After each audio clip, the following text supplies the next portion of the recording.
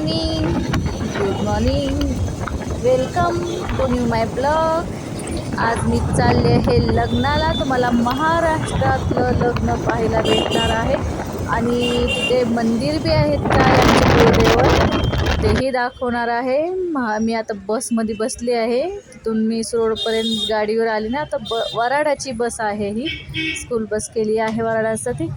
बसमध्ये बसली आहे. आता लग्नात लवकरच पोचलो आहे. 2 तास लागले लग्नातून यायला आणि आता बसमधून उतरून तुम्हाला दाखवते नजारा इथला. लग्नाची तयारी झाली आहे. सगळे आम्ही आज लवकर उठले, आणखी नाश्ता करायचा आहे. आता आलेलो आहे, तयारीही चालू आहे. ही रुखवतही मांडला आहे.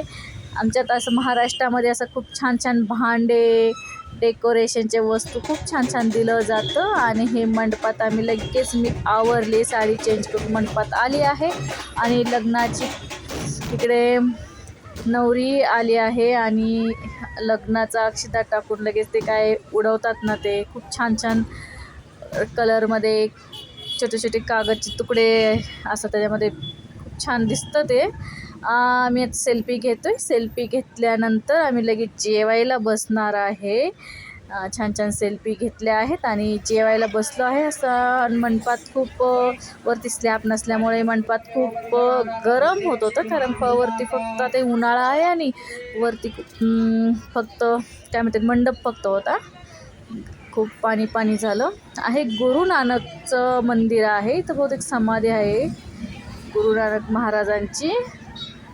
मग तिथं दर्शन घेतलं आणि हे आजी पण खूप छान दर्शन घेत होत्या, भक्तिभावाने दर्शन घेत होत्या ह्या. आणि आम्ही लगेच थंड आईस्क्रीम खाल्लो. हे बच्चे बी बघा कशी आईस्क्रीम त्यांना धरली आहे मी खावा म्हणून, तर कशी खात आहेत पाहिलं का. नुसतं किवचून ठेवतायत. लगेच मी नवरीबरोबर सेल्फी नाही सॉरी फोटो काढले छान छान आणि खूप छान फोटो काढून आम्ही देवीच्या मंदिरात आलो. लगेच आम्ही ही कुलदेवी आहे आमची मारडीची, देवी अंगात आली आहे. या लेडीजच्या देवी अंगात येत असते.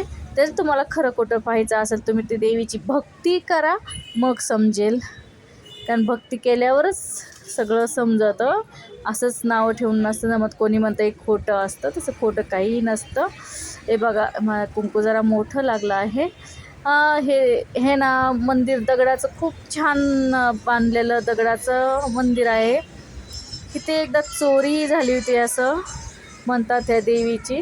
परत गावकऱ्यांनी पट्टी करून परत देवीला दागिने घेतले आहेत.